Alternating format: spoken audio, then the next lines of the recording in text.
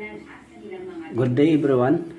Today I will show to you the technique on how to multiply two digits number ending with 5. Okay, I have three examples here.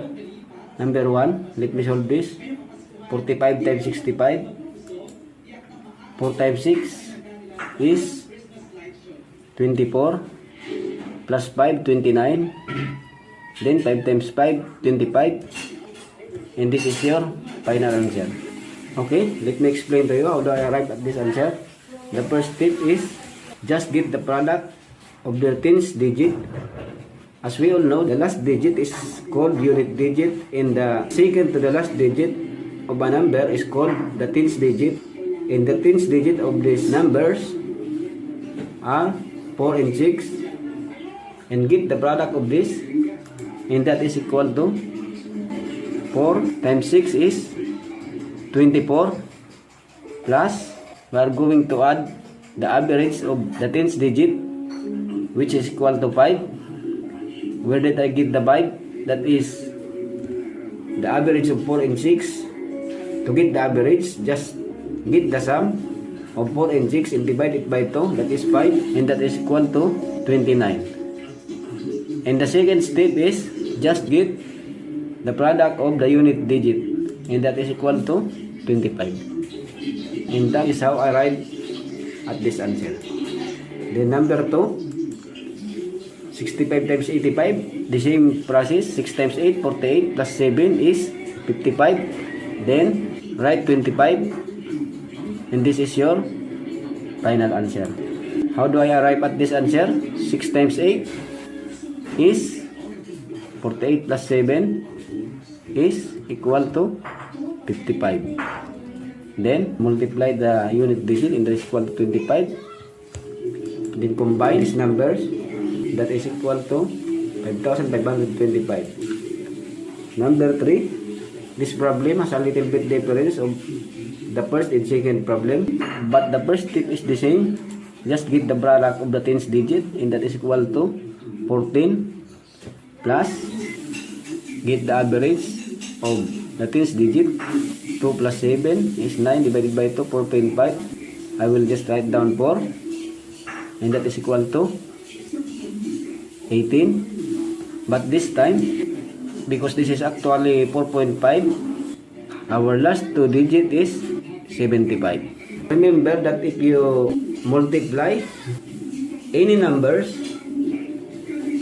that ends with 5, the last two digits of their product will only give you two results, and that is either 25 or 75, and there is no other than this one.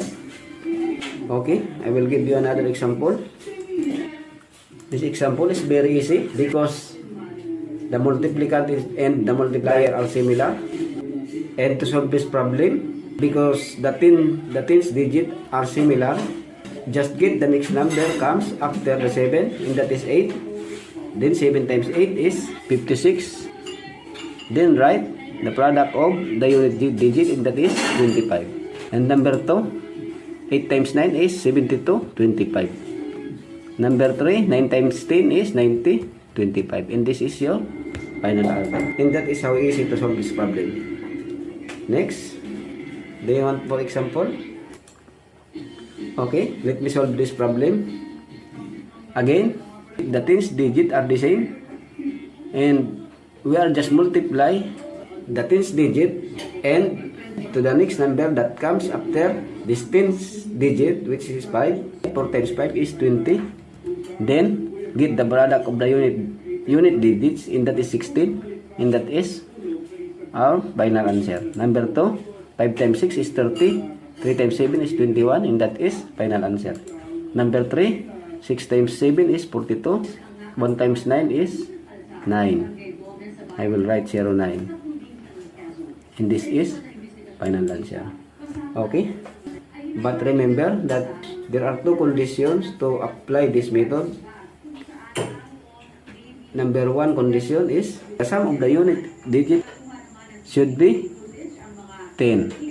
And take a look that all problems If you take a look at it, and if you observe the problem, the sum of the unit digit are all 10. Number 1, the last unit digit is 2 and 8, and that is equal to 10. Likewise, number 2, this one, 2 plus 8, and that is equal to 10. And this one is 3 plus 7, that is also equal to 10. Likewise, number 3, the last digit is 1 and 9, and all of these are, the sum are all 10. And the second condition is the tens digit should be equal. And if it satisfies the two conditions, then you can apply this method. Unlike the previous problem, that you can apply this to any number as long as both of their units digit ends with 5. Thank you for watching.